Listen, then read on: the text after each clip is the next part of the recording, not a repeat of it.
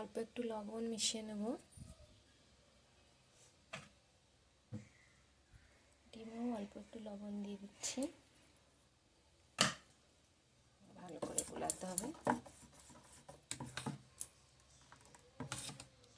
দেখতে পাচ্ছ ব্যাটারটা কেমন হচ্ছে। ডিমকেও গুলিয়ে নিচ্ছি লবণ দিয়ে।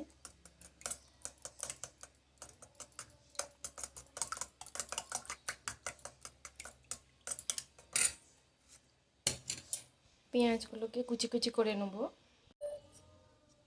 এতে হালকা লবণ দিয়ে ভালো করে মেখে নেব।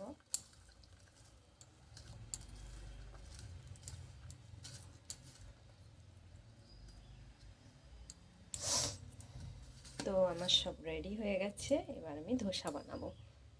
ফ্রাই প্যানকে আগে থেকে গরম করতে হবে।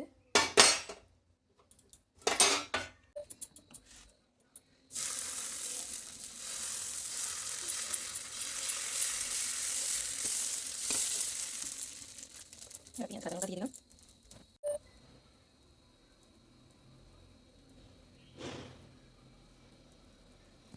এবার একটু ধার শুকনো শুকনো হয়ে গেলে আমি এতে ঘি দিয়ে দেবো।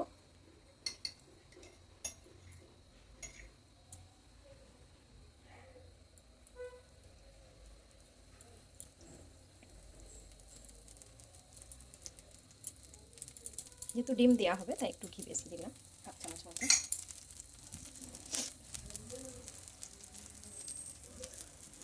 লাল লাল হয়ে আসছে, এবার ডিম দিয়ে দেবো।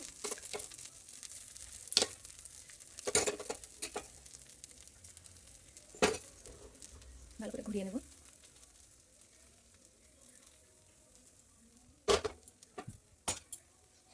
এবারে উল্টে দেবো।